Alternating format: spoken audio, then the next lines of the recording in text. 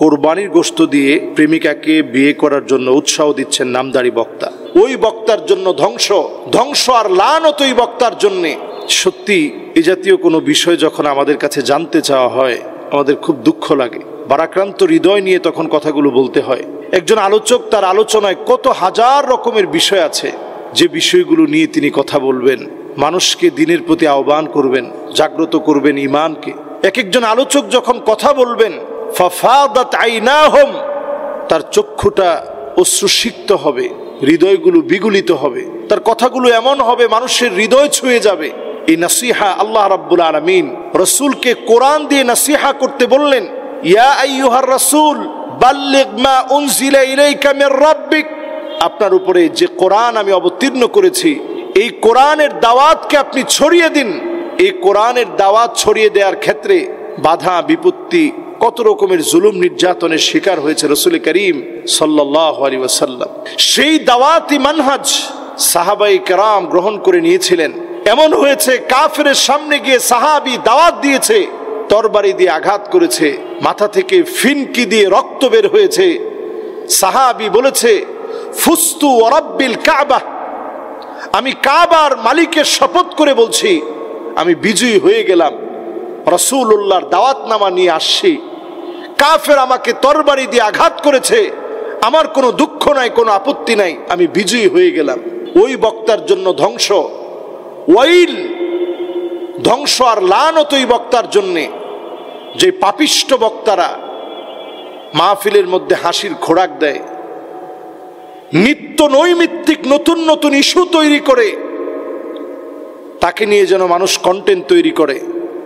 অনতি বিলম্বে এই সমস্ত গর্দভ, এই সমস্ত মূর্খ, এই সমস্ত জ্ঞান পাপী ফেমাস হওয়ার জন্য যারা কাজ করে তাদের ব্যাপারে সিদ্ধান্ত নেওয়া সময়ের দাবি, ঠিক কিনা বলেন?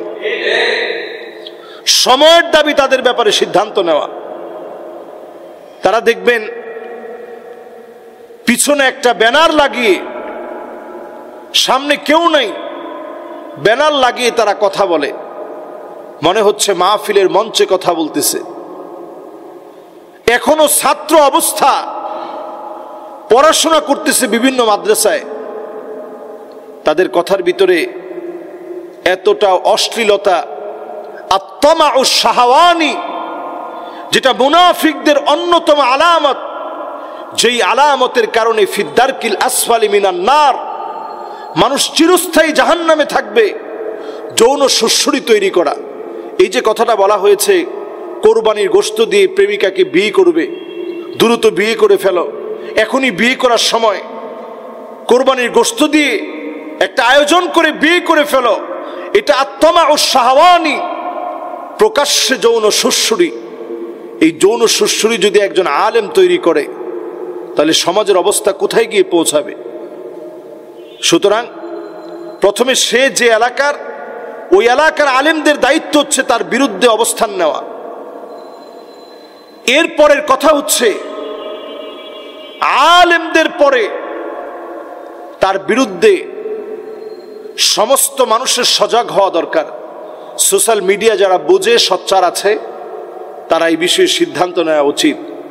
এই সমস্ত আলেমদের কথা শোনার আগে একটি বিষয় পরিষ্কার করে জেনে রাখবেন, ফানজুরু আম্মান তাখুযুনা দীনাকুম, চুলের গোড়া থেকে শুরু করে পায়ের তালু পর্যন্ত লক্ষ্য করতে হবে এই লোকটা দিন মানতেছে কিনা। যদি দিন না মানে সে যত জ্ঞানী হোক ওই লোকের আলোচনা শোনা যাবে না। পায়ের তালু থেকে নিয়ে চুলের গোড়া পর্যন্ত সুন্নতের অনুসরণ করতে হবে, তাহলে তার আলোচনা শোনা যাবে, অন্যথায় তার আলোচনা শোনা যাবে না, তার থেকে কথা নেওয়া যাবে না। এজন্য যতজন আমরা এই জাতীয় বক্তাদেরকে সমর্থন করি, তাওবা করেন, এদেরকে বয়কট করুন, এদের ওয়াজ শোনা বন্ধ করেন, আলেমরা এদের ব্যাপারে সজাগ হন। এলাকায় যে এলাকায় তারা বসবাস করে তাদের ব্যাপারে সজাগ হন, নসিহত করেন।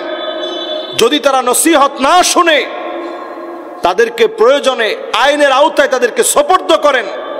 তাদের কারণে ইসলামের এই বিশাল খেদমতকে ধ্বংস হতে দেওয়া যায় না। আল্লাহ তাআলা আমাদেরকে বোঝার তৌফিক দান করুক। আসসালামু আলাইকুম ওয়া রাহমাতুল্লাহি ওয়া বারাকাতুহু। আলোর পথে 24 ঘন্টা শুধু ইসলাম প্রচার।